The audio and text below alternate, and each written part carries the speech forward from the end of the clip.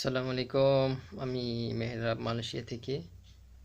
বর্তমান সারা বাংলাদেশে যে সমস্যা চলতেছে কোটা আন্দোলন নিয়ে, যে অনেকে মারা গেছে, সারা দেশ অচল করে দিয়েছে, যানবাহন নেটওয়ার্ক থেকে শুরু করে সব জায়গায় যে বিশৃঙ্খলা, সব উশৃঙ্খল হয়ে গেছে। কিছু কিছু স্টুডেন্ট, কিছু পুলিশ, সরকারি কিছু লোকজন, সব কিছু মিলে একটু বিশৃঙ্খলা পরিবেশ তৈরি হয়ে গেছে।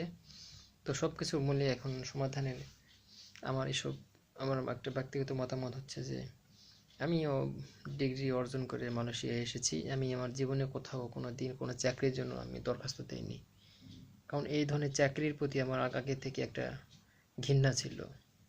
আগে থেকে পড়াশোনা করেছি, যে নিজের যোগ্যতা অর্জন করে, নিজের যোগ্যতার জন্য পড়াশোনা করেছি, নিজের যোগ্যতার জন্য, নিজেকে প্রতিষ্ঠিত করার জন্য। পরে ব্যবসা বাণিজ্য নিয়ে স্বপ্ন দেখেছিলাম, অনেক ব্যবসা বাণিজ্য করেছি, এখন মালয়েশিয়া এসেছি। তো দেশের যে চাকরির অবস্থা, এই চাকরির অবস্থা থেকে আমি আমার জীবনে কোনো জায়গায় দরখাস্ত আমি দিইনি। তো এই চাকরিকে বয়কট করুন। পড়াশোনা যারা অর্জন করবেন, উচ্চতর ডিগ্রি অর্জন করবেন, নিজের যোগ্যতার জন্য অর্জন করুন। তারপর অর্জন করে কৃষিকাজ আছে, অথবা পশুপালন আছে, মুরগি পালন আছে, গরু পালন আছে, বিভিন্ন ক্ষেত্রে নিজেকে নিয়োগ করুন।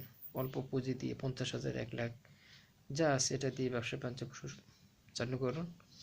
অযথা এই চাকরির পেছনে ছুটে জীবন নষ্ট করে লাভ নাই। কোটা আন্দোলনের শেষ হবে না।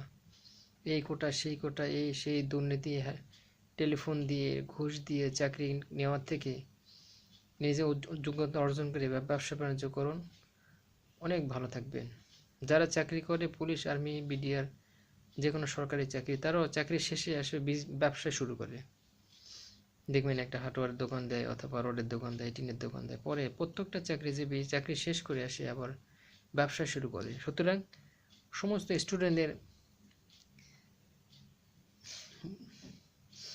স্টুডেন্ট তারা যদি আগে থেকে শিক্ষা অর্জন করে, যে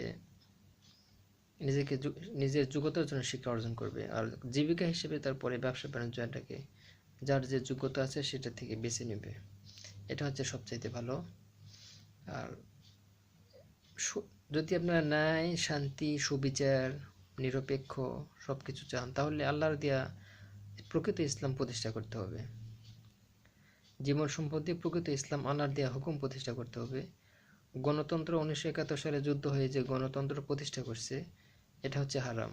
গণতন্ত্র হচ্ছে হারাম, কারণ গণতন্ত্র হচ্ছে খ্রিস্টানদের দেওয়া। গণতন্ত্র, সমাজতন্ত্র, রাজতন্ত্র, এগুলো নিয়ম নীতি, আইন কানুন সব কিছু খ্রিস্টানদের দেওয়া। এগুলো কোরআনের আইন বিধান বাদ দিয়ে খ্রিস্টানদের আইন দিয়ে পরিচালিত হয় এখানে। এই জন্য গণতন্ত্র মুসলমানের জন্য গণতন্ত্র হচ্ছে হারাম, কারণ এখানে সবকিছু আইন কাইন মানুষের তৈরি। তাই গণতন্ত্রকে বয়কট করুন। প্রকৃত ইসলাম প্রতিষ্ঠা করার জন্য যদি সংগ্রাম করতেই হয়, প্রকৃত ইসলাম সংগ্রাম করার জন্য সংগ্রাম করুন। ইনশাল্লাহ ন্যায়, শান্তি, সুবিচার সবকিছু সমস্ত মানুষ ভোগ করবে। দুনিয়াতে হবে শান্তি, সুবিচার, নিরপেক্ষ, ইনশাল্লাহ।